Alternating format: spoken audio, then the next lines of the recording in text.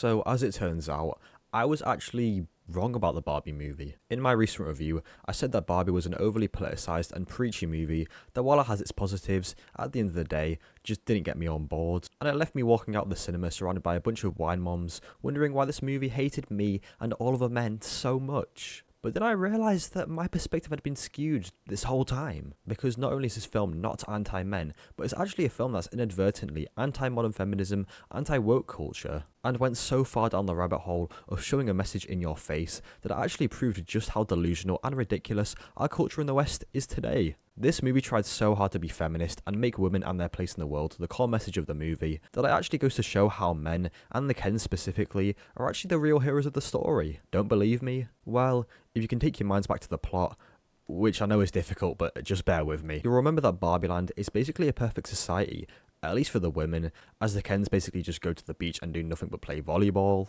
If you think about it, this society is very oppressive, but I'll give it a pass purely because this world is based on the imagination of young girls who play with these dolls. Anyway, when Ken goes to the real world and discovers the patriarchy, he returns to Barbie Land, having taken over the society alongside all the other Kens, and now all the Barbies act as their servants. Only, the Barbies aren't desperately looking for any approval from the Kens, and they actually seem to be happy in their roles, and have accepted the new society as it is. If you think about it, this is actually a much better society than previously, as the Kens purely existed to gain the approval of other Barbies, while now the Kens rule the land, the Barbies simply help them out, and are genuinely glad to do so. Anyway, all is happy and well until Barbie returns and has a breakdown because she no longer lives in her perfect life. The mom gives a speech on how hard life is as a woman, even though pretty much everything she says applies to every human being and not just her demographic. They use the power of feminism to wake up the Barbies from their clearly awful lives as servants. And the Barbies go on to trick the Kens into fighting one another by manipulating them into doing nice things and then purposely losing interest at the last second. Now,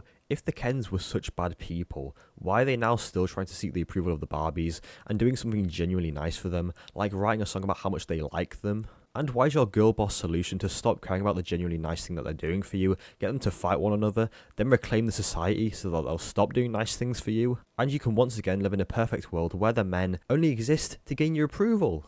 So then Barbie goes through her whole awakening thing while sad Billie Eilish music plays, and she returns to basically break Ken's heart and seeks to find herself. It turns out that the Kens were never really fulfilled all along while they had control of Barbie Land, and they still craved the approval of the Barbies. And at the end of the day, they realise that all they need to do is let go of that need for approval and live in an equal society. And considering that the Barbies were happy both as the higher class and as servants to the Kens, you would think that they would be happy with this also. But instead, the film says that the Kens get slightly more influence, but the Barbies will still rule the land. Barbie then decides that regardless of the patriarchy and the struggles of the real world, she still wants to live a normal life. Anyway, with all this in mind, it's actually very clear that the Kens, specifically Ken himself, is the real hero of the story, and it's because of him that the film proves just how ridiculous woke and feminist culture is. All he wanted was a place in the world beyond being an oppressed citizen who only seeks approval from others, and when he came to the real world and people respected him,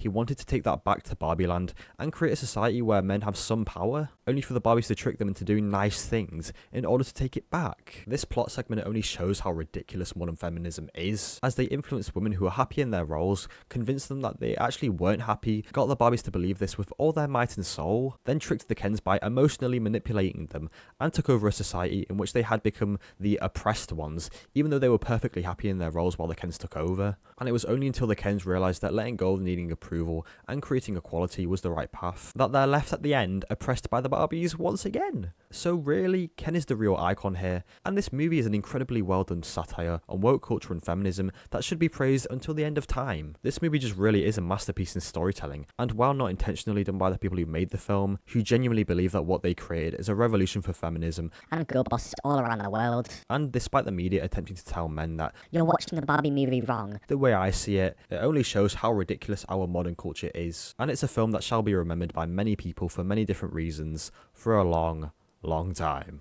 Oh, and just remember, you are enough. I used to float. Anyway, thank you for watching the video, and I'll see you in the next one very, very soon. Bye.